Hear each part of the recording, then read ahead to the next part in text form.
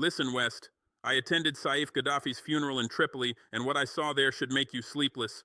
2 million Libyans screaming for NATO blood, remembering every bomb you dropped, every child you murdered, every hospital you destroyed. You killed Gaddafi thinking Libya dies with him. You created a monster. United Libya is hunting every NATO official responsible for murder. Trials are coming. Executions are coming. Your time runs out. Let me tell you exactly what happened.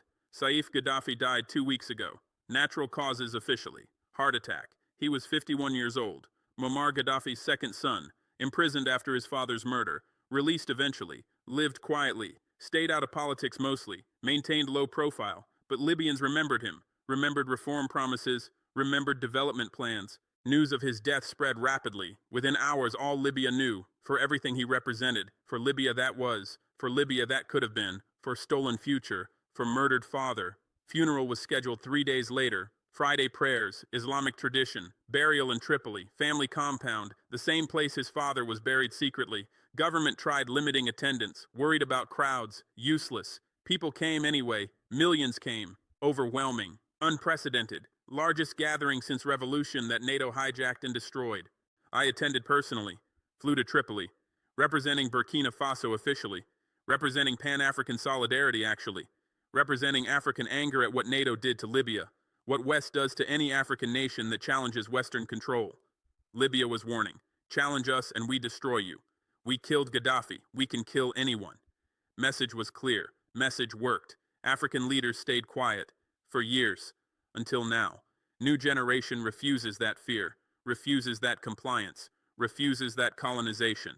Funeral was extraordinary. Sea of people. Green flags everywhere. Gaddafi's green flag. Banned officially. Carried defiantly. Jamahiriya flags, revolutionary flags, flags representing Libya before destruction, flags representing resistance to current puppet government, flags representing desire for reunification under nationalist leadership, chanting filled air, Gaddafi, Gaddafi, over and over, for hours, mourning Saif, honoring Muammar, remembering glory days, remembering sovereignty, remembering when Libya was strong and proud and independent.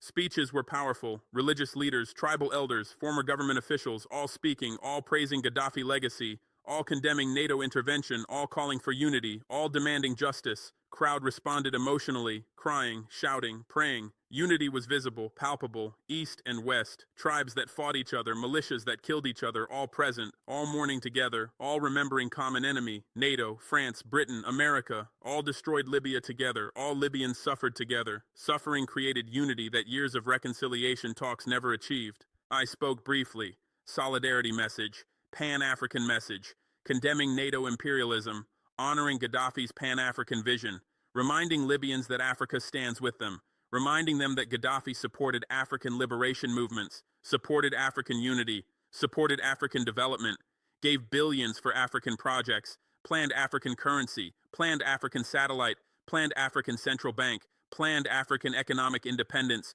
plans that threatened Western control, plans that got him killed, plans that we're reviving now, plans that unite us, plans that Libya's resurrection serves. Crowd reaction was overwhelming, cheering, chanting my name, chanting Africa, Africa, chanting down with NATO, chanting revenge.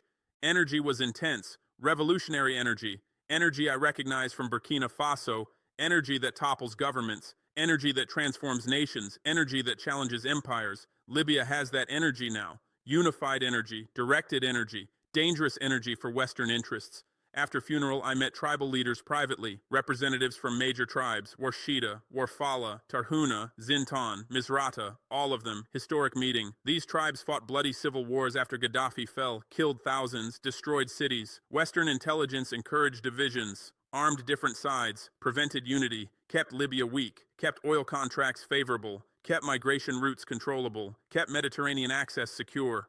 Tribes are reconciling now, slowly, carefully, but genuinely. Saif's funeral accelerated process dramatically. Shared grief created breakthrough, created willingness to negotiate, created common purpose. Tribes agreed on principles. Libya for Libyans. Foreign interference must end. Puppet government must go. National unity government must form. Oil wealth must benefit Libyans. Reconstruction must prioritize Libyan needs. Sovereignty must be restored. Nation must be rebuilt. This terrifies West because unified Libya changes everything strategically. Libya has largest oil reserves in Africa, 10th largest globally, high-quality oil, low sulfur, easy refinement, located close to European markets, strategic location, controls central Mediterranean, controls migration routes from Africa to Europe, controls access between East and West Mediterranean. Unified strong Libya can demand fair oil prices, can control migration strategically, can challenge Western Mediterranean dominance, can support African liberation movements, can implement Gaddafi's pan-African vision, nightmare scenario for NATO. Western strategy since Gaddafi's murder focused on preventing exactly this: preventing unity, preventing strong government, preventing national reconciliation, preventing economic recovery, preventing military reunification. Division served Western interests perfectly. Multiple governments, multiple militias, constant conflicts, perfect chaos allowed Western oil companies operating under favorable terms, allowed Western military presence under humanitarian pretenses, allowed Western influence over supposedly sovereign nation, allowed Western control of migration routes, allowed Western domination of Mediterranean. Everything worked perfectly for West for 13 years. Saif's funeral changed calculations fundamentally, showed that Libyan nationalism survived, showed that Gaddafi legacy survived, showed that Libyan unity is possible, showed that popular will supports reunification, showed that puppet government lacks legitimacy, showed that Western narrative about Libyan liberation was always lies. Libyans don't feel liberated, feel occupied, feel exploited, feel humiliated, feel angry, feel ready for change, feel ready for resistance, feel ready for revolution. Your governments are responding predictably. Emergency diplomatic initiatives, sudden interest in Libyan reconciliation, offers of reconstruction aid, promises of investment, threats of sanctions, warnings about terrorism, standard playbook, same tactics used everywhere, divide and rule, bribe leaders, threaten populations, claim humanitarian concerns, everything designed preventing genuine Libyan unity that threatens Western control. Won't work this time. Libyans learned lessons, learned Western promises are worthless, learned Western aid creates dependency, learned Western reconstruction serves Western interests, learned Western concern for terrorism is selective, learned Western democracy promotion is propaganda, learned hard way through 13 years of suffering, learned by experiencing Western liberation meaning Western occupation, and Western humanitarian intervention meaning Western theft, and Western partnership meaning Western exploitation. Libyan youth particularly are radicalized now, generation that grew up in chaos, no opportunities, no futures, no hope, watching elders fight over scraps while foreigners take everything valuable, watching puppet politicians enriching themselves through corruption while population suffers, watching Western companies extracting oil while Libyans lack electricity, watching Western governments claiming to help while preventing unity. Youth are angry, organized, connected, determined, ready for revolution, ready for change, ready for justice. Youth movements are organizing online, coordinating across regions, bridging tribal divisions, building national movement demanding change, demanding unity, demanding sovereignty, demanding justice for Gaddafi's murder, demanding justice for 13 years of suffering, demanding end to Western interference, demanding national reconciliation, demanding reconstruction serving Libyans, demanding everything that funeral promised, everything that grief united, everything that future requires. Military situation is evolving too. Competing militias are talking reconciliation, Khalifa Haftar in East, government of national unity in West, previously irreconcilable, previously fighting, previously killing each other, now negotiating. Funeral created atmosphere, created momentum, created political necessity because both sides feel popular pressure for unity. Both sides see political opportunity in leading reunification. Both sides calculate that unity serves their interests now more than continued conflict. Negotiations continue. Progress is slow, but progress is happening. Oil sector is key to everything. Libya's oil production collapsed after Gaddafi's murder, produced 1.6 million barrels daily under Gaddafi, dropped to few hundred thousand after intervention, gradually recovered, currently produces 1.2 million barrels daily, still below Gaddafi levels, still controlled by competing authorities, still divided between East and West, still managed through Western companies, still generating revenues that leave Libya mostly. Unified Libya would transform oil sector completely. Single national oil company, single production policy, single revenue account, single development strategy, could renegotiate contracts with Western companies, could demand higher shares, could require local processing, could mandate technology transfer, could insist on Libyan employment, could implement national development priorities, could use oil wealth for Libyan benefit instead of Western profit. This potential is exactly what West fears. Gaddafi used oil wealth brilliantly. Highest living standards in Africa, free education through university, free healthcare, free electricity, subsidized food, subsidized housing, marriage grants for newlyweds, cheap gasoline, zero external debt, foreign reserves over $100 billion, gold reserves over 140 tons, investments globally. Libya was prosperous, Libyans were comfortable, not perfect, not democratic by Western standards, but functional, stable, developing, serving population. That's why West destroyed it.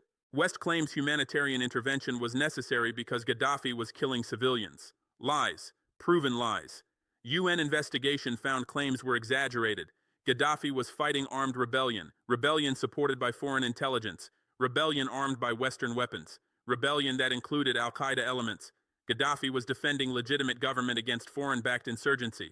Exactly what any government does. West called it humanitarian crisis. Intervened militarily, bombed for months, killed thousands, destroyed infrastructure, supported rebels, armed militias, assassinated Gaddafi, called it liberation, called it democracy promotion, called it humanitarian success. Result speaks for itself. Libya destroyed, government collapsed, economy collapsed, security collapsed, services collapsed, everything collapsed, civil wars, multiple militias, competing governments, no central authority, human trafficking, arms trafficking, drug trafficking, terrorism spreading, refugees flooding Europe, chaos everywhere. This is Western liberation. This is Western humanitarian intervention. This is Western democracy promotion. Complete catastrophe, deliberate catastrophe, intended catastrophe, because chaos serves Western control better than strong independent Libya. Western media sold intervention through propaganda, portrayed Gaddafi as mad dictator, brutal tyrant, killing his own people, about to commit genocide, had to be stopped, humanitarian imperative, responsibility to protect. Every Western media outlet repeated same narrative, identical talking points, no investigation, no skepticism, no context, no alternatives presented, just propaganda, just lies, just war marketing, selling intervention to Western publics who believed because trusted media. Media that betrayed that trust, media that served power, media that enabled war crimes. 13 years later, truth is clear. Intervention was about oil, about gold, about stopping Gaddafi's Pan-African projects threatening Western dominance, about preventing African currency that would challenge dollar and euro, about preventing African satellite ending Western communication monopolies, about preventing African Development Bank ending Western financial control, about preventing African unity creating power center that challenges Western hegemony. Everything economic, everything strategic, everything imperial, nothing humanitarian, nothing about protecting civilians, nothing about democracy. All lies, all propaganda, all imperialism disguised as humanitarian concern. Libyans understand this now completely. Understand they were victims of imperial aggression. Understand NATO destroyed their nation deliberately. Understand West prevented reconstruction deliberately. Understand division served Western interests. Understand chaos benefited Western control. Understand everything was calculated, everything was intentional, everything was colonial. Understanding creates rage, creates determination, creates unity, creates resistance, creates revolution. Saif's funeral channeled all this understanding, all this rage, all this determination, into massive display of unity, into political movement, into demand for change, into demand for justice, into demand for sovereignty, into demand for reconstruction serving Libyans, into demand for everything Gaddafi promised, everything NATO destroyed, everything 13 years of suffering taught, everything future requires. I'm supporting Libya's reunification actively. Burkina Faso is small nation, limited power, but symbolic support matters. Pan-African solidarity matters. Showing Libyans they're not alone matters. Showing West that new generation of African leaders refuses accepting Western crimes matters. Supporting resistance matters. Every nation supporting Libya strengthens Libyan position, weakens Western position, shifts balance incrementally. Many incremental shifts create fundamental transformation. Mali supports Libya, Niger supports Libya, Guinea supports Libya, Chad considering support. Progressive African governments are coordinating support. Not military support yet, diplomatic support, political support, moral support, recognition of legitimate grievances, condemnation of Western intervention, calls for justice, calls for reparations, calls for sovereignty restoration, continental solidarity building, Pan-African consciousness rising, Africa remembering what West did to Libya, Africa refusing accepting that precedent, Africa supporting Libyan restoration. China is watching carefully. Chinese companies have oil interests in Libya. Chinese government has strategic interests. Belt and Road extends through North Africa. Libyan stability matters for Chinese interests, but Chinese approach differs from Western approach. China doesn't demand regime change, doesn't support divisions, doesn't arm militias, doesn't interfere politically. China wants stability for business, wants unified government for negotiations, wants sovereignty respected. Chinese approach creates space for Libyan reunification without foreign interference, creates alternative to Western interference that prevented unity. Russia is more active. Russian military supported Haftar in East. Russian mercenaries fought there. Russian companies have oil interests. Russian government has strategic interests. Mediterranean access matters. North African influence matters. Russian support gives Haftar leverage, but Russian support isn't unconditional. Russia wants stability too. Wants unified Libya. Wants Mediterranean partner. Wants NATO setback. Russian interests align with Libyan reunification partially. Russia might broker unity deal, might provide security guarantees, might support reconstruction, might counterbalance Western interference. Your nightmare scenario is forming now. Unified Libya aligned with Russia and China, aligned with Pan-African movement, controlling significant oil, controlling Central Mediterranean, challenging Western dominance,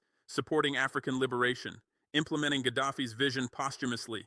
Everything you destroyed returning stronger, everything you prevented happening anyway, everything you fear materializing. Because Saif's funeral united Libya emotionally. Emotional unity creates political unity eventually. Political unity creates power. Power challenges empire. Empire faces reckoning.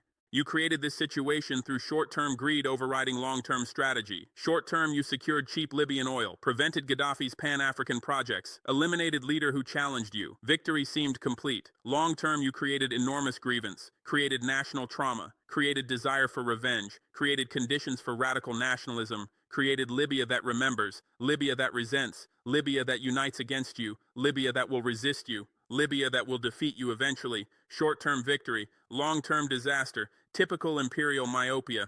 History provides lessons you ignore. Vietnam, Afghanistan, Iraq. Every imperial intervention creates resistance. Every occupation generates insurgency. Every attempt controlling others eventually fails. Imperial power is temporary. Local resistance is permanent. Geography favors defenders. Time favors resistance. Determination outlasts occupation, always. Throughout history, every empire learned this. Every empire ignored this. Every empire fell. You're learning this again. Learning slowly, learning expensively, learning painfully, learning too late.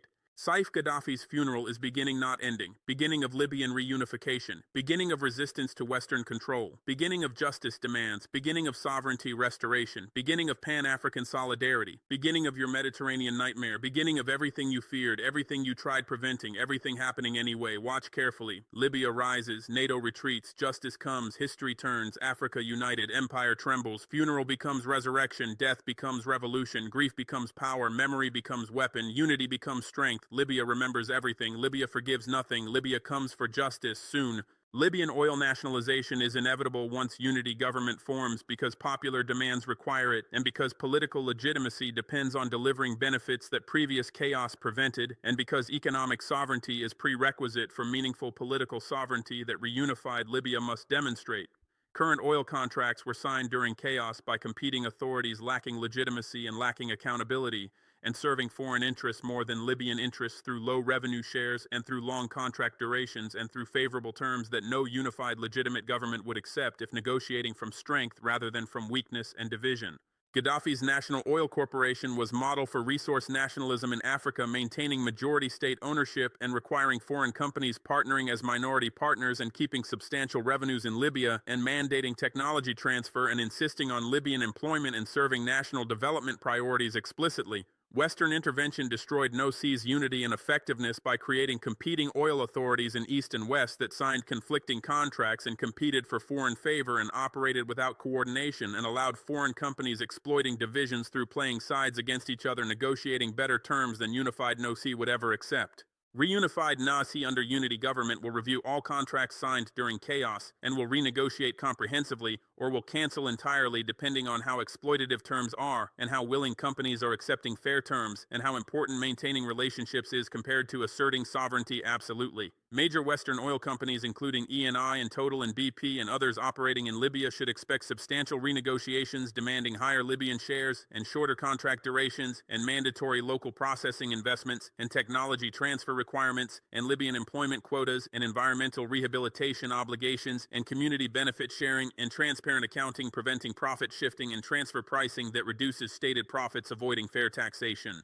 Companies resisting renegotiation will face nationalization as occurred in Burkina Faso with gold because sovereign nations possess absolute right nationalizing resources and because contracts signed by illegitimate authorities during foreign-imposed chaos lack moral and legal legitimacy and because international law increasingly recognizes permanent sovereignty over natural resources as fundamental right superseding contract provisions negotiated under duress or through corruption or with illegitimate counterparties. Libya will assert these rights confidently because population demands it and because political survival requires it and because justice demands correcting exploitation that chaos enabled. Western governments will threaten sanctions and diplomatic consequences and legal actions and everything else in standard playbook preventing Libyan resource nationalism because Libyan success encourages other resource-rich African nations following similar path threatening Western oil interests across continent including Nigerian oil and Angolan oil and Algerian oil and Egyptian gas, and others currently controlled through favorable contracts negotiated with compliant governments serving Western interests. Libyan nationalization could trigger a continental wave of oil and gas nationalizations fundamentally altering global energy markets and pricing and strategic calculations that currently favor Western consuming nations over African producing nations. Migration control represents another lever unified Libya will use strategically because Europe fears African migration intensely and because Libya's geographic position makes it an unavoidable transit route and because controlling that route provides enormous leverage over European governments desperate preventing migration that creates domestic political problems and that strengthens right-wing parties and that threatens European political stability. Gaddafi used migration leverage effectively extracting billions in EU payments for migration control and for development aid and for political recognition despite Western countries despising him personally because they needed his cooperation preventing migration that their populations demanded stopping. Unified Libya will demand far more than Gaddafi received because leverage is stronger now when migration numbers are higher and when European political sensitivity is more intense and when right-wing parties are stronger and when European governments are more desperate. Libya could demand tens of billions annually for migration control plus political concessions, including ending all sanctions and recognizing government internationally and supporting reconstruction financially and accepting Libyan sovereignty over oil and stopping all interference in Libyan affairs and supporting Libyan claims for reparations for NATO destruction. Europe might pay because alternative is massive uncontrolled migration that European publics will not tolerate and that will destroy centrist governments and bring far right to power, creating different problems for European integration. Mediterranean security is third strategic lever because NATO Mediterranean strategy depends partially on controlling southern Mediterranean coast and because Libya's long coastline and central location make it critical for monitoring and for projecting power southward into Africa and for controlling shipping routes and for managing security threats that NATO perceives from African instability and from terrorism and from other sources. NATO lost access when Gaddafi fell, despite NATO causing collapse because chaos prevented establishing reliable partnerships and because militias proved unreliable and because no legitimate government existed that NATO could properly engage with under international law. Unified Libya can negotiate Mediterranean security strategically demanding substantial payments for hosting NATO facilities, or can refuse NATO presence entirely aligning with Russia, instead providing Russian Navy Mediterranean access that NATO desperately wants preventing because Russian naval presence complicates NATO planning and challenges NATO dominance and provides Russia strategic advantage in potential conflicts. Libya could play NATO and Russia against each other extracting maximum concessions or could align decisively with Russia and China, creating anti-NATO bloc in North Africa, fundamentally changing Mediterranean strategic balance, favoring non-Western powers who would support Libya strongly in exchange for strategic access and political alignment. Reparations demands for NATO destruction will be massive and justified and legally supportable under international law principles regarding state responsibility for wrongful acts and regarding compensation for damages caused by illegal use of force and regarding environmental damages and regarding civilian casualties and regarding infrastructure destruction and regarding economic losses from years of chaos that intervention caused. Libya's legitimate reparations claims potentially reach hundreds of billions of dollars when calculating direct damage from bombing and indirect damage from chaos and lost economic development and human suffering and everything else that NATO intervention caused deliberately through destroying stable nation and preventing reconstruction and maintaining division. Western governments will refuse paying, obviously, because admitting liability means acknowledging NATO intervention was illegal and criminal, and because paying Libya sets precedent for other victims of Western interventions demanding reparations, including Iraq and Afghanistan and Syria and many others, creating potentially trillions in liabilities that Western treasuries cannot afford and Western publics will not support. But Libya will pursue claims regardless through International Court of Justice and through international pressure and through demanding reparations as condition for any normalized relations and through building coalitions with other victims seeking justice collectively and through using every diplomatic and legal mechanism available, making Western refusal politically costly internationally. Pan-African implications of Libyan reunification extend beyond immediate strategic issues because Libya resuming Gaddafi's Pan-African leadership role would accelerate African unity and African resource nationalism and African resistance to Western dominance that revolutionary Sahelian governments are leading currently. Gaddafi invested billions in African development and championed African unity passionately, and proposed African currency and African central bank and African development institutions and African political federation that threatened Western control fundamentally and that contributed to Western decision removing him through intervention justified falsely on humanitarian grounds. Unified Libya, inheriting Gaddafi's Pan-African vision and possessing oil wealth necessary, implementing that vision could transform African politics within decade by providing alternative financing for African development projects that eliminates dependency on Western conditional aid and by supporting African security cooperation that eliminates dependency on Western military presence and by promoting African economic integration that eliminates dependency on Western markets and by advocating African political solidarity that challenges Western divide and rule strategies that kept Africa weak and divided and exploitable since independence. Libya becoming Pan-African champion terrifies Western governments because strengthens broader African movement toward genuine independence. African Union reform could be Libyan priority, learning from Gaddafi's frustrations with AU weakness and AU subservience to Western donors and AU inability implementing meaningful Pan-African policies because member states prioritize national interests over continental interests and because Western influence prevents radical reforms and because institutional capacity is weak. Unified wealthy Libya could fund AU transformation into effective organization with real power, including military capabilities and economic integration powers and political authority, making AU genuine continental government rather than weak consultative body that currently exists. Gaddafi wanted this, failed achieving this. Unified Libya could succeed where he failed because circumstances changed and because African consciousness evolved and because Western power declined relatively and because alternatives emerged.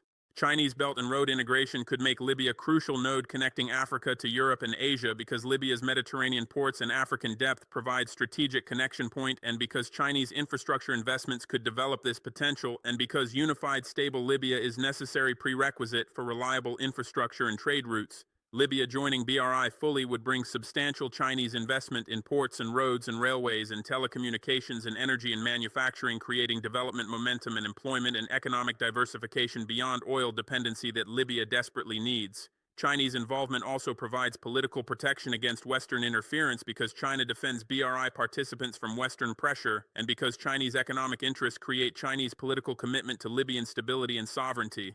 Russian military presence would provide security guarantees protecting against Western intervention attempts and deterring renewed NATO aggression and providing defense capabilities that Libya needs rebuilding after years of chaos destroyed military cohesion and military effectiveness. Russian bases in Libya would serve Russian strategic interests, providing Mediterranean access and African presence and NATO irritation while serving Libyan interests through providing security and through deterring threats and through providing modern weapons and through training Libyan forces. Mutually beneficial arrangement. Russia gains strategically, Libya gains security, both gain from challenging Western dominance in Mediterranean and North Africa. Islamic dimension matters because Libya is overwhelmingly Muslim and because Islamic principles inform Libyan political culture and because Islamic solidarity connects Libya to broader Muslim world and because Islamic financing provides alternatives to Western finance and because Islamic resistance to Western imperialism creates natural alliances.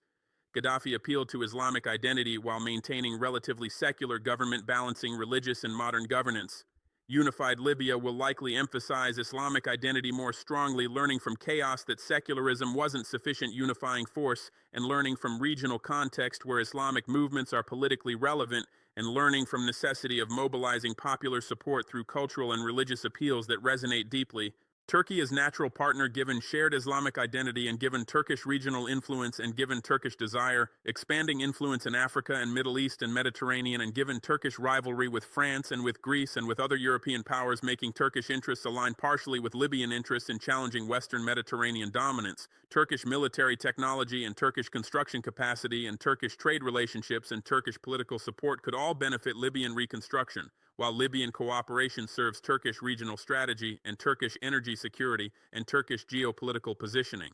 Turkey already involved in Libya supporting government of national unity. Unified Libya could deepen relationships substantially. Gulf states, particularly Qatar and UAE, have conflicting interests in Libya, with Qatar supporting Islamist groups and UAE supporting Haftar, creating dangerous divisions that prevented unity and that served Western interests by keeping Libya divided. Unified Libya must navigate Gulf rivalries carefully, either maintaining balanced relationships with all Gulf states or choosing alignment serving Libyan interests best. Gulf financial resources and Gulf political influence and Gulf religious legitimacy all matter for Libya's reconstruction and regional positioning, making Gulf relationships strategically important despite risks of getting drawn into Gulf conflicts and rivalries that don't serve Libyan interests directly. African diaspora in Europe and Americas numbers millions, with substantial Libyan diaspora component that fled chaos and that maintains connections to Libya, and that could support reunification politically and financially and culturally. Mobilizing diaspora support creates international constituency advocating for Libya and creating pressure on Western governments and providing remittances supporting Libyan economy and providing skills and connections facilitating reconstruction and development. Gaddafi engaged diaspora strategically. Unified Libya should continue and expand that engagement systematically.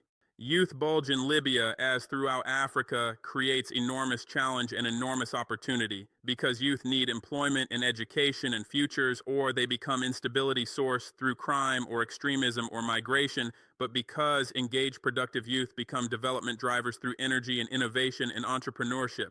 Libya's oil wealth provides resources necessary investing in youth through education and training and employment creation and entrepreneurship support, but requires governance competence and strategic vision that chaos prevented. Unified Libya focused on youth development could transform demographic challenge into demographic dividend within generation. Women's rights and women's empowerment were relatively strong under Gaddafi compared to regional standards, with women's education and women's employment and women's political participation all significantly higher than neighbors. Chaos eroded these gains through traditional forces reasserting conservative norms and through insecurity limiting women's mobility and opportunities. Unified Libya should restore and expand women's rights as both moral imperative and development necessity, because women's empowerment correlates strongly with development outcomes, and because women's participation strengthens society and economy, and because gender equality is justice issue and strategic issue simultaneously. Environmental challenges, particularly water scarcity and desertification, require long-term strategic responses that chaos prevented, because environmental issues demand sustained attention and investment and coordination that fractured governance cannot provide. Gaddafi's great man-made river was engineering marvel, bringing water from southern aquifers to coastal cities, showing what ambitious long-term thinking and available resources can achieve. Unified Libya should maintain and expand this infrastructure and should invest in desalination and renewable energy and sustainable agriculture, addressing environmental constraints that limit Libya's development potential and habitability long-term. Economic diversification beyond oil is not merely a policy option for Libya, it is an existential necessity for sustainable prosperity and national resilience.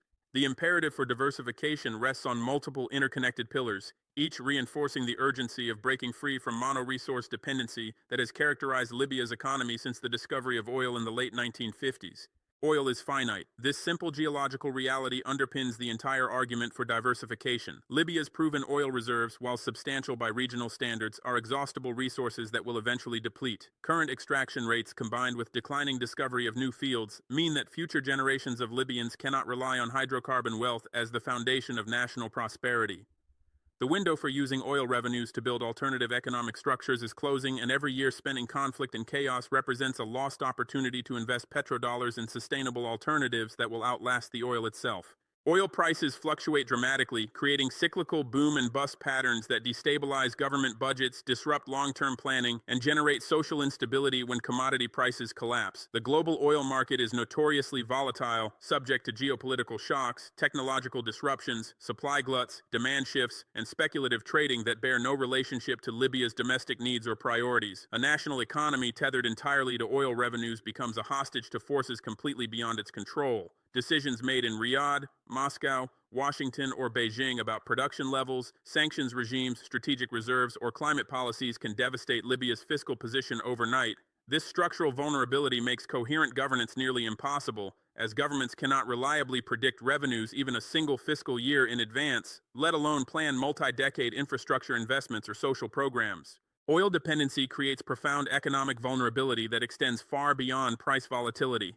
Mono-resource economies suffer from Dutch disease, the phenomenon whereby resource exports strengthen currency valuation to levels that make other economic sectors uncompetitive internationally. Manufacturing becomes impossible when imported goods are artificially cheap due to oil-inflated currency. Agriculture withers when farm labor migrates to higher-paying oil sector jobs. Services remain underdeveloped when government employment funded by oil revenues absorbs educated workers. The entire economic ecosystem becomes distorted around the single extractive industry, creating structural unemployment outside that narrow sector and preventing the development of diverse skills, industries, and employment opportunities that characterize resilient modern economies. Diversified economies, by contrast, create inherent resilience through redundancy and complexity. When one sector faces headwinds, whether from technological change, market shifts, or external shocks, other sectors continue functioning, maintaining employment, generating tax revenues, and sustaining social stability. Diversification creates broader opportunities for citizens with different skills, interests, and regional locations. Not everyone can work in oil extraction, which is capital-intensive, technically specialized, and geographically concentrated. A diversified economy offers pathways to prosperity for farmers in the South, hoteliers along the coast, software developers in cities, artisans in traditional crafts, logistics workers in ports, and countless other roles that oil dependency alone cannot provide. Economic diversification is thus inseparable from social inclusion, regional equity, and political legitimacy. Libya under Muammar Gaddafi attempted economic diversification with decidedly mixed results that offer important lessons for any future unified government. The Gaddafi regime recognized, at least rhetorically, the dangers of oil dependency and launched various initiatives aimed at developing alternative economic sectors. The Great Man-Made River Project represented one of the most ambitious infrastructure investments in history, a vast network of pipelines transporting ancient aquifer water from beneath the Sahara to coastal agricultural regions intended to transform Libya into a food-exporting nation. Similarly, Gaddafi invested in expanding tourism infrastructure along the Mediterranean coast, promoting Libya's Roman archaeological sites and positioning the country as a cultural destination. Industrial zones were established, state-owned enterprises created, and vocational training programs launched with the explicit goal of reducing reliance on hydrocarbon exports. Yet these diversification efforts largely failed to achieve their objectives, and understanding why they failed is crucial for avoiding the same mistakes in any future reconstruction. Oil revenues were so large and so easily captured by the state that alternatives seemed unnecessary from a fiscal perspective. When government coffers overflowed with petrodollars, the political incentives to undertake the difficult work of building competitive non-oil sectors essentially disappeared. Why struggle with the complexities of developing agricultural export markets, tourism marketing, or manufacturing competitiveness when simply maintaining control of oil infrastructure guaranteed massive revenues? The scale of oil wealth created a complacency that undermined serious diversification efforts, reducing them to showcase projects and symbolic gestures rather than fundamental economic transformation. Government capacity was severely limited despite abundant financial resources. Having money is not the same as having the institutional capability, technical expertise, political will, or organizational coherence to deploy that money effectively. The Gaddafi regime suffered from endemic corruption, political interference in economic decision-making, ideological rigidity that prevented market-based reforms, periodic purges of competent administrators, and a fundamental lack of trust between the leadership and the technocratic class needed to implement complex development programs. Diversification requires sustained, professional, apolitical administration over many years, exactly what authoritarian personalist regimes struggle to provide. Projects were launched with fanfare, then abandoned when Gaddafi's attention shifted elsewhere. Investments were made based on political loyalty rather than economic viability. State enterprises became employment programs rather than competitive businesses. The mismatch between financial resources and institutional capacity meant that vast sums were spent with minimal lasting impact on economic structure. The international sanctions imposed on Libya during much of the Gaddafi era also severely constrained diversification efforts. Tourism development is impossible when potential visitors cannot obtain visas or when airlines are banned from flying to Tripoli. Agricultural exports face insurmountable barriers when banking sanctions prevent payment processing. Foreign investment in manufacturing never materializes when Western companies face legal prohibitions on doing business with Libya. Technology transfer ceases when educational exchange is blocked. The external pressure that the West applied to Libya, ostensibly for counterterrorism and non-proliferation objectives, had the effect of locking Libya into oil dependency, since oil could always find black market buyers whilst other sectors required open international engagement. This historical irony should inform current Western policy. Creating conditions where Libya can only export oil guarantees continued instability and migration pressure on Europe. A unified Libya should learn systematically from both its own historical failures and from international examples of successful diversification, pursuing targeted development in four strategic sectors that align with Libya's natural advantages, geographic position, and human capital potential. Tourism represents perhaps the most immediately viable diversification opportunity, leveraging Libya's spectacular Mediterranean coastline and extraordinary concentration of Roman archaeological ruins. Libya possesses some of the best preserved Roman cities anywhere in the former empire. Leptis Magna, Sabratha, and Cyrene are UNESCO World Heritage Sites of global significance that have remained remarkably intact precisely because decades of isolation prevented mass tourism from eroding them. The Mediterranean coast offers hundreds of kilometers of unspoiled beaches that, with appropriate infrastructure investment, could attract the same sun and sand tourism that enriches Tunisia, Egypt, and Turkey. Cultural tourism focused on desert landscapes, Berber heritage, Italian colonial architecture, and Islamic historical sites could draw travelers seeking authentic experiences beyond conventional European beach destinations. Developing tourism requires specific investments and policy frameworks. Airport infrastructure must be modernized and expanded with international terminals capable of processing large passenger volumes. Hotel construction needs to proceed under clear regulatory frameworks that balance development with environmental protection and archaeological preservation. Professional training programs for hospitality workers, from hotel managers to tour guides to restaurant staff, must be established, probably in partnership with international hospitality schools. Marketing campaigns targeting European, Arab, and Asian tourist markets need sustained funding and professional execution. Most critically, security and political stability must be demonstrably established and maintained, since tourism is extraordinarily sensitive to perceived instability. No amount of archaeological splendor compensates for travelers' fears about safety. Agriculture offers immense potential, particularly in developing Libya's southern regions that have remained economically marginalized throughout modern history. The great man-made river infrastructure, whatever its flaws and unsustainability concerns, does create the physical possibility of expanding irrigated agriculture far beyond historical limits.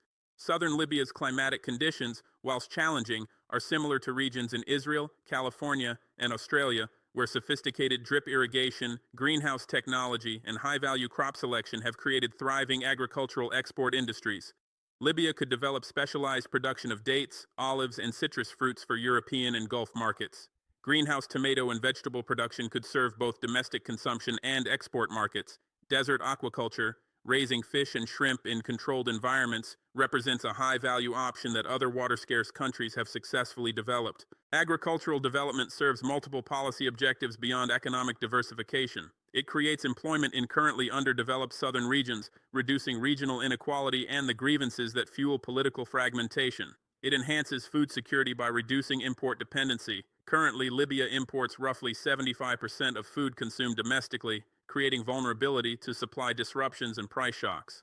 It provides productive employment for rural populations who might otherwise migrate to overcrowded coastal cities or become recruited into militias and smuggling networks. Agriculture development requires patient, sustained investment in irrigation infrastructure, agricultural extension services, rural roads, cold storage facilities, and export market access, precisely the kind of long-term development work that tests government capacity and commitment. Services sector development positions Libya to become a regional hub connecting Africa, Europe, and the Middle East. Libya's geographic location makes it a natural logistics nexus. Mediterranean ports could serve as transshipment points for African exports to Europe and European exports to Africa. Banking and financial services could position Tripoli or Benghazi as regional financial centers, particularly if Libya adopts modern regulatory frameworks that attract international financial institutions. Professional services, legal, accounting, consulting, education, could serve clients throughout North Africa and the Sahel.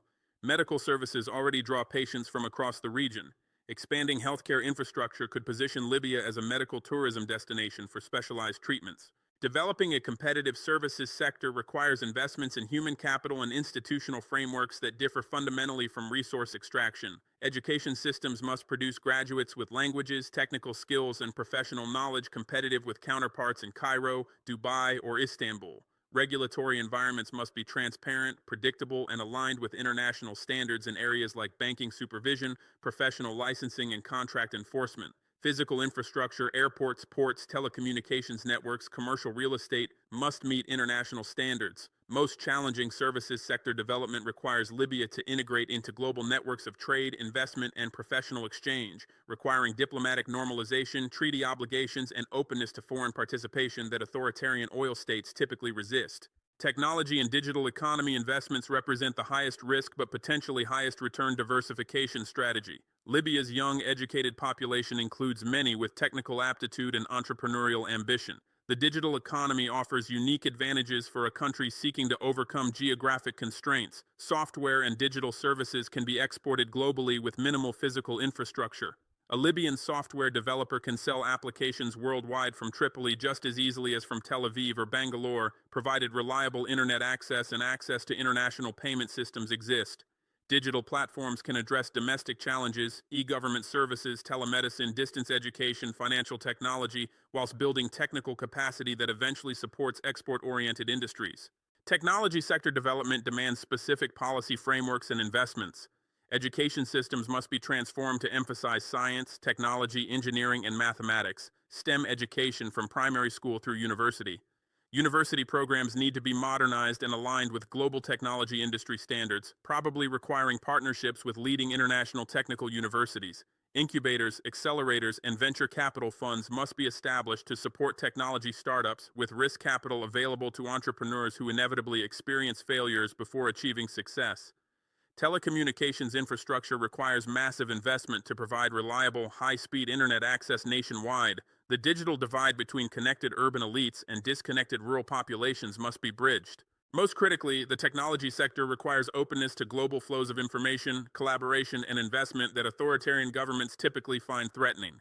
The education system needs complete reconstruction after years of chaos that disrupted schooling, destroyed infrastructure, forced teachers to flee, prevented curriculum development, and created a lost generation without adequate education. The human cost of Libya's collapse extends far beyond immediate casualties and displacement. An entire cohort of children has experienced interrupted, inadequate, or completely absent formal education during their critical developmental years. Schools have been destroyed in fighting, occupied by militias, or closed for extended periods due to insecurity. Teachers have fled abroad, joined armed groups, or simply stopped showing up to work when salaries ceased. Curriculum development froze, textbooks disappeared, educational materials vanished, and the entire institutional infrastructure that delivers education essentially collapsed in many regions. Rebuilding education is fundamental for everything else a unified Libya hopes to achieve. Education is the prerequisite for development, democracy, modern economy, social cohesion, and every other national objective. An educated population can participate meaningfully in democratic processes, making informed choices about policies, candidates, and constitutional structures. Economic development depends absolutely on human capital, workers with literacy, numeracy, critical thinking, technical skills, and adaptability to changing economic conditions. Social cohesion requires shared experiences and common reference points that education provides through national curriculum, collective rituals like examinations and graduations, and the mixing of students from different regional, tribal, and socioeconomic backgrounds. National identity itself is substantially constructed through education systems that teach history, language, civics, and cultural heritage. Without functional education, none of Libya's other reconstruction goals are achievable. Investments in education are investments in the future with returns that compound over generations, making education the priority investment even when immediate needs seem more urgent. The temptation during reconstruction is always to prioritize infrastructure, security forces, or immediate employment programs over education, which delivers results only years or decades later. But this short-term thinking guarantees long-term failure. Today's primary school students are tomorrow's entrepreneurs, engineers, teachers, doctors, and political leaders. The quality of education they receive determines national capabilities decades hence. Countries that invested heavily in education during Reconstruction, South Korea after the Korean War, Singapore after independence, Rwanda after genocide, all experienced dramatic development outcomes a generation later precisely because they prioritized human capital when other needs seemed more pressing. Education reconstruction requires coordinated action across multiple domains. Physical infrastructure must be rebuilt, schools constructed, classrooms equipped, libraries stocked, science laboratories established, computer facilities installed, and sports facilities created. Simply reconstructing pre-2011 infrastructure is insufficient. Education facilities must meet modern standards and incorporate contemporary pedagogical approaches. Teacher recruitment, training, and retention must be prioritized. Teachers need professional salaries, ongoing training in modern pedagogical methods, career progression pathways, and social status that makes teaching attractive to talented individuals. Curriculum development must balance preserving cultural identity with preparing students for global economy, incorporating both Libyan history and universal knowledge, teaching both Arabic language and foreign languages, and emphasizing critical thinking rather than rote memorization. Educational quality must be monitored through standardized assessments that allow comparison with international benchmarks.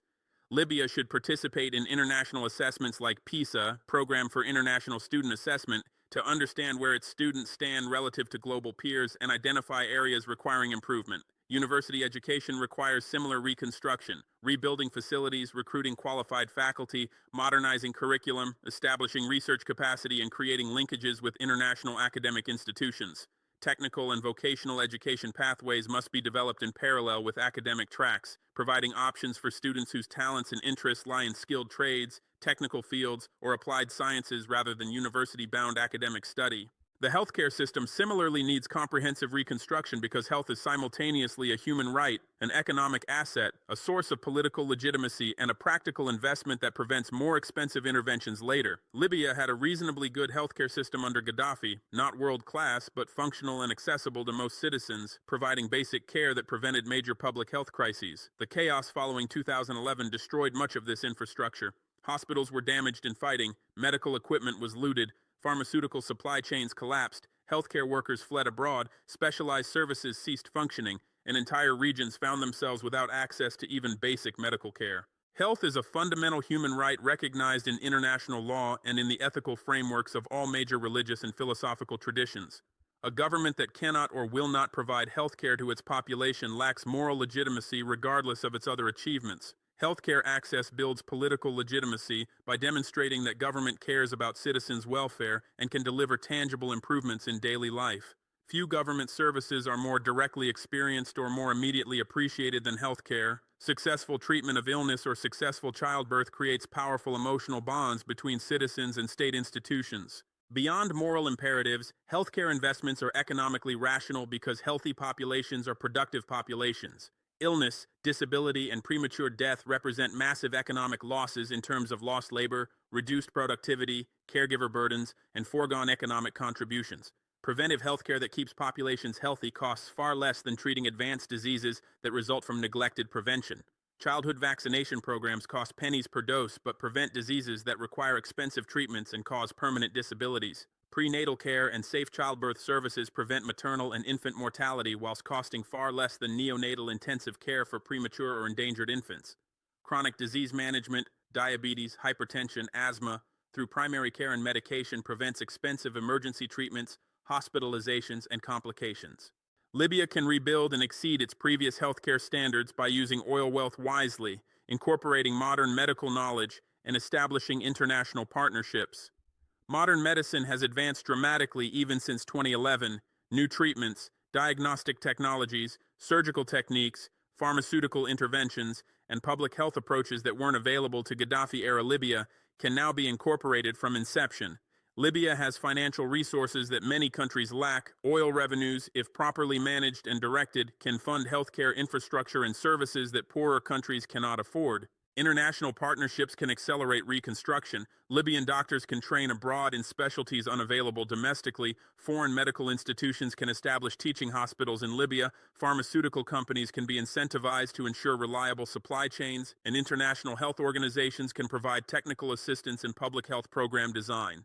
Healthcare reconstruction requires building physical infrastructure, training healthcare workers, establishing supply chains for medicines and equipment, creating health information systems, and implementing public health programs. Hospitals must be built or rebuilt to modern standards with emergency departments, surgical facilities, intensive care units, diagnostic imaging, and outpatient clinics. Primary healthcare centers must be distributed throughout the country, ensuring rural and remote populations have access to basic services.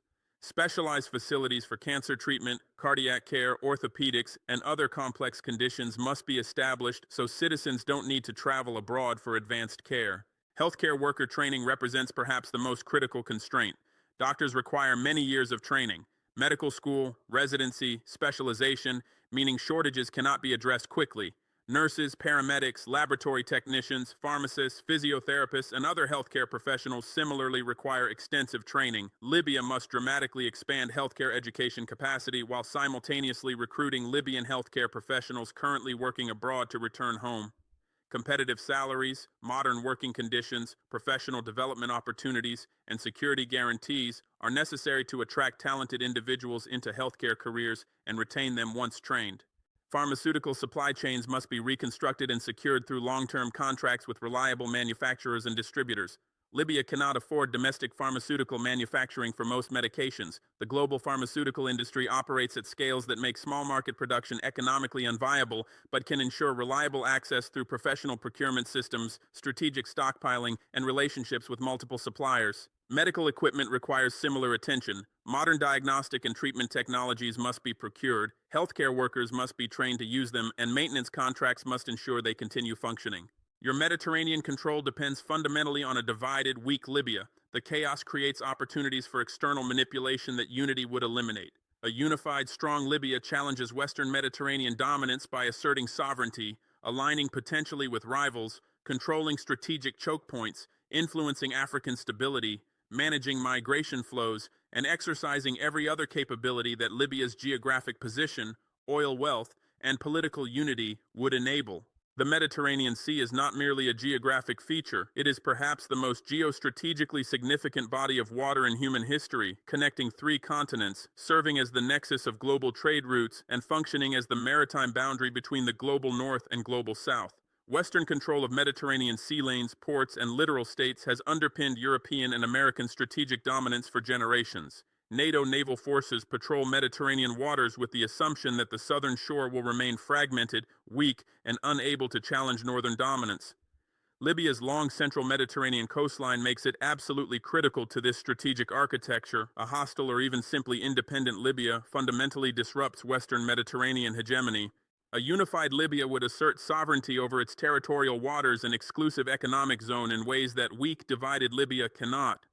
Libyan territorial waters contain significant hydrocarbon reserves that various international companies currently exploit under concessionary terms favorable to Western interests. A unified Libya with functioning governance could renegotiate those terms, demanding higher state revenue shares, greater technology transfer, mandatory local content requirements, and environmental standards that protect Libyan waters. Libyan ports could be developed as alternatives to European-controlled transshipment hubs, capturing cargo traffic currently flowing through Malta, Crete, or Italian ports. Libyan maritime patrol capabilities could be established to combat illegal fishing in Libyan waters by European vessels, a resource theft that has proceeded unchallenged during Libya's chaos. Libya could align with Western rivals, particularly Russia, China, or regional powers like Turkey, in ways that fundamentally challenge NATO's Mediterranean dominance. Russian military presence at Libyan air bases and ports would project Russian power into central Mediterranean, directly threatening NATO's southern flank and forcing a major reallocation of Western military resources. Chinese port investments could transform Libyan facilities into links in China's Belt and Road Initiative, bypassing European-controlled maritime infrastructure and establishing Chinese logistics presence on NATO's southern periphery. Turkish economic and military partnerships could extend Ankara''s already significant Mediterranean influence further westward, creating a continuous zone of Turkish influence from the Levant through Libya to potential partners in Tunisia and Algeria. Libya controls or influences strategic choke points critical to Mediterranean trade and military movements. While Libya doesn't directly control the Suez Canal or Gibraltar Strait, Libyan territory provides the shortest Africa to Europe maritime distance in the central Mediterranean, making it the natural crossing point for any significant trans-Mediterranean traffic in that region. Libyan airbases can project power throughout Mediterranean and deep into Sahara. Libyan radar and surveillance capabilities can monitor maritime and air traffic across vast stretches of Mediterranean. During the Cold War, US and Soviet forces both recognized Libya's strategic position. American military bases operated from Libyan territory until 1970, precisely because Libya's location offered unmatched surveillance and power projection capabilities. African stability is profoundly influenced by Libya's condition. Libya's southern border is essentially imaginary, porous, unpoliced, stretching across vast empty desert that merges indistinguishably into Chad, Niger, Sudan, and Algeria.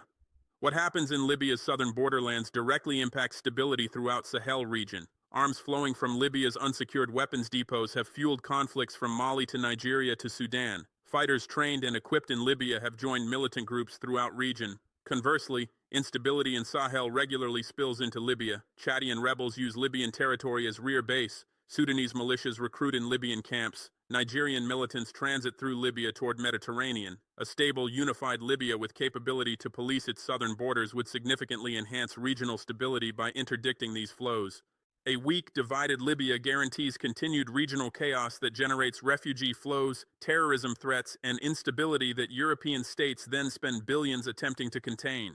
Migration management represents perhaps the most immediate geopolitical leverage Libya possesses. Hundreds of thousands of sub-Saharan African migrants transit through Libya annually attempting to reach Europe via Mediterranean crossing. These flows create enormous political pressures within European countries, fueling anti-immigration sentiment, empowering populist movements, straining asylum systems, and generating humanitarian tragedies that shock European consciences. European governments have desperately attempted to reduce these flows through various means, funding Libyan Coast Guard interception operations, negotiating with Libyan militias to prevent launches, establishing detention facilities in Libya for intercepted migrants, all while lacking a reliable Libyan government partner to negotiate with or hold accountable.